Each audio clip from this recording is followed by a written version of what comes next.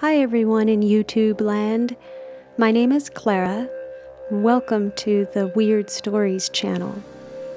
I've been wanting to start up this podcast for quite a while now because I want to offer a place for people to share their incredible stories. Stories about ghosts, crypto creatures like Bigfoot, strange and miraculous coincidences, aliens, and UFOs and stuff like that. My first guest is my mom, Dora. She has been blessed with the gifts of dreams, visions, and several interactions with the unknown. I asked her to tell me some of her stories the other night and let me record them for this show. I'm really glad she agreed. Before we listen to our conversation, if you have a story you'd like to share, please let me know. My email address is clara.ifrona@gmail.com. Thank you. And now, on to the stories. Hi, Beth. Yeah, thank you for the introduction. I have another story to tell you tonight. As I was practically raised in New Orleans, and way in about 40 miles from New Orleans in Check Bay, big Cajun names, And I lived with my mother-in-law for a long time, maybe 19 years, And I used to, in the country, I used to clean those long onions, little shallots, that you see at the supermarket, at the vegetable department. The little green onions, I used to clean that. I used to clean that for a living in the country, and I used to clean like 20 dozens of that to make one barrel. And so I used to take 10 dozens to make a barrel. And I used to clean all that for a long, long time. So anyway, I was, at that time, I had a real bad case of bronchitis. I was very sick. I couldn't hardly breathe. I couldn't even drink coffee. I couldn't eat. I would just throw up all the time, and I lost a lot of weight. But I was still cleaning my shallots because Grandma Lede, my mother-in-law, she would take care of the children in the house. And I had a little shed in the back of the house, and that's why I would clean my shallots with a little radio and a night lamp, a lamp in the back. So as it was getting dark, I finished my shallots so I could go in for dinner. And I couldn't hardly breathe. Like I said, I was throwing away that trash way in the back, in the bayou, And the place where we throw trash really dry up. It's just dry. The leftovers from the onions that I clean. And so, like I say, it was getting dark. And I remember saying a prayer because I was desperate. I was so in so much pain I couldn't hardly breathe, and so I could hardly finish to go in the house and go to bed and rest, And so anyway, I put my hands up to heaven, and I prayed to the universe with my palms up. And I look up to heaven, I look around all the cypress trees in the swamp, and it was getting dark, And I was so much in pain I couldn't hardly breathe, but I asked the universe to heal me, that I wanted to be healed, that I couldn't breathe, I couldn't hardly eat, and I wanted to be healed from this bronchitis. Because the doctor's was about 8 miles away. And so I put my hands up and I asked the universe to heal me. And I said, I want proof that you're going to heal me. I want to see some proof. So right next to me was a tree, an orange tree, a navel orange tree, but it was dried.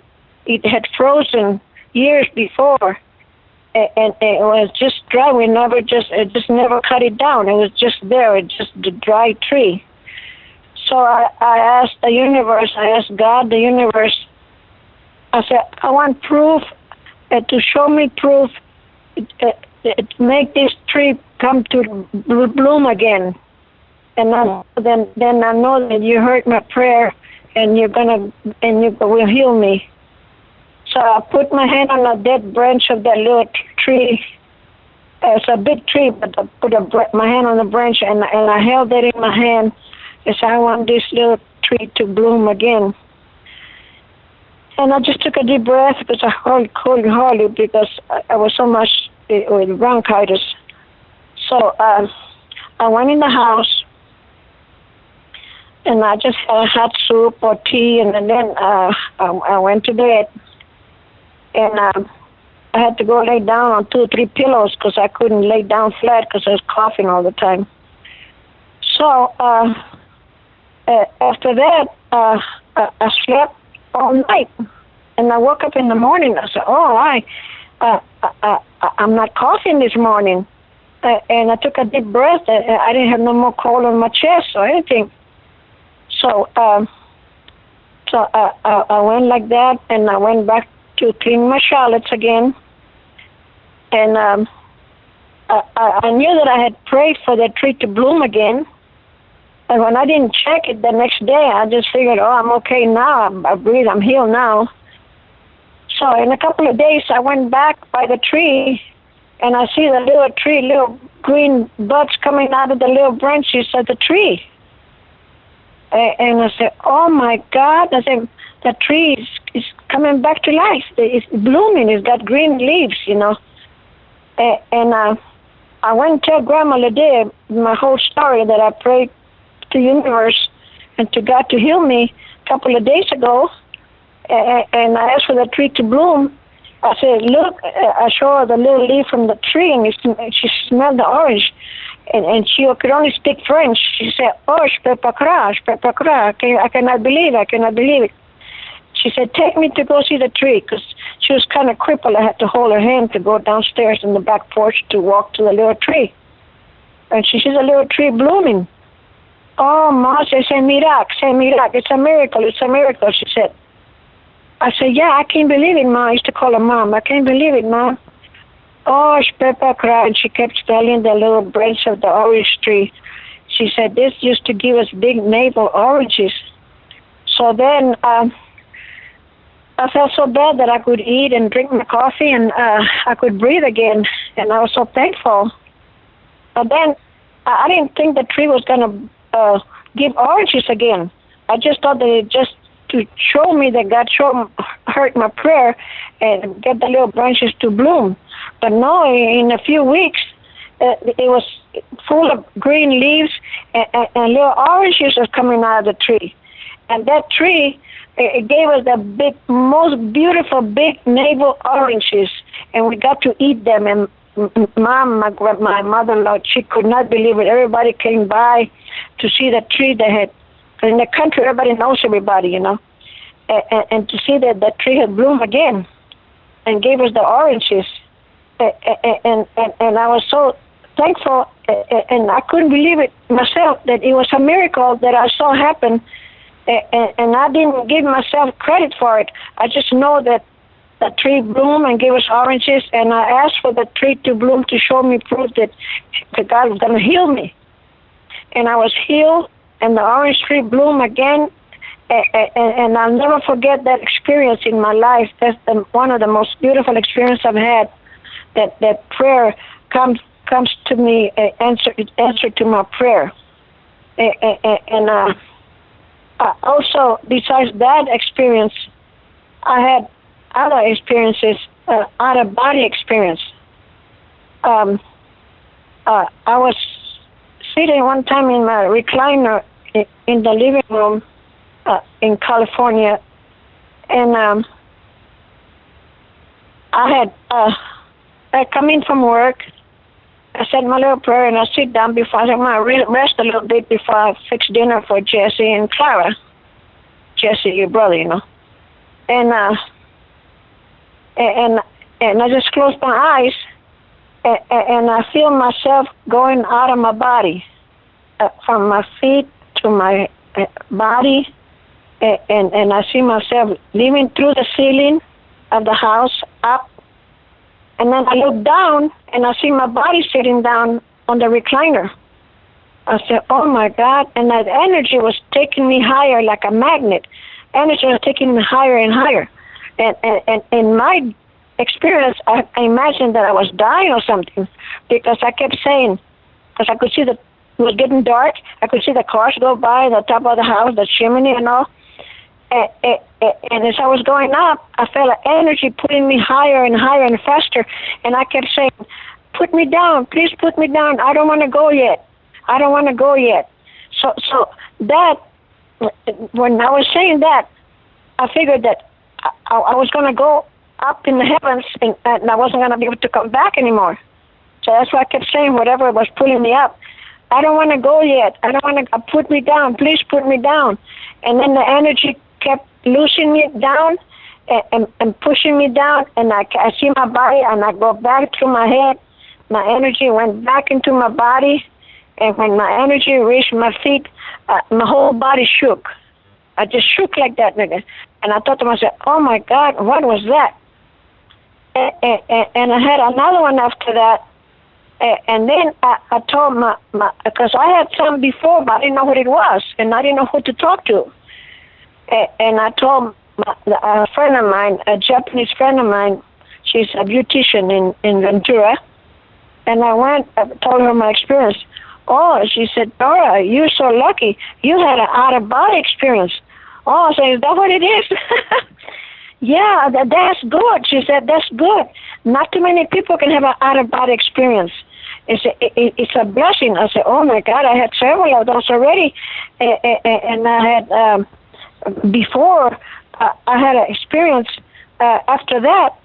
I said, well, if this is going to work, I was going to say, I was going to do one experience on my own. And I was glad she told me that I had an out-of-body experience. And I had a couple before. And then that afternoon, I went home, and I hadn't seen Rudy for a long time. Rudy, my oldest brother, your oldest brother. And they live right by the swamp in Thibodeau, in Check Bay. And I said, well, I close my eyes, and I say, I'm going to go back. I want to go see Rudy. I miss Rudy. I want to see Rudy. I kept telling myself that with my eyes closed. And then I see myself walking in the swamp. And walking in the swamp, and it was kind of dry because I could feel the little branches of the dry branches on the ground. It was dry, and the branches would snap open, crack. And I see the back of the house, Rudy's house, and I go in the back door, the back porch. Rudy was in the kitchen with his friends. They were having a beer or drinking soda or something, and they were getting ready to eat. And they were laughing and saying jokes and talking, but they couldn't see me. See, I could see them, but they couldn't see me. And I said, I told myself, well, I guess it's okay. Rudy's having a good time. He's okay. So I have to go back now. So I went out the back door, the house, Rudy's house, the back porch. I went back and started to walk back towards the swamp again. And I kept on walking and walking and walking. All of a sudden, I see myself waking up in my living room in Thibodeau. I mean, here in Ventura. I see myself waking up in that chair, and I just shook like that. I said, "Oh my God, I did have an out-of-body experience because Rudy didn't see me, but I saw him and he's okay." And that was like answer to my prayer. I could not believe that I actually did that. And it was unbelievable. And I have other experience that I'll tell you next time. Okay, Beth? Okay, Mom. I have other experience that I've had, and my brother was very ill. I remember giving him a massage long distance from here to Arizona. I remember everything that happened because prayer. You can pray for somebody way on the other side of the world, and they can hear and feel your prayer. Okay, but I better let you go because it's late, okay? Okay, Mom. We'll talk more next time. I hope you enjoy listening to my stories, okay? I do enjoy it. Thank you, Mom. I really appreciate it. Okay, but we'll talk next time.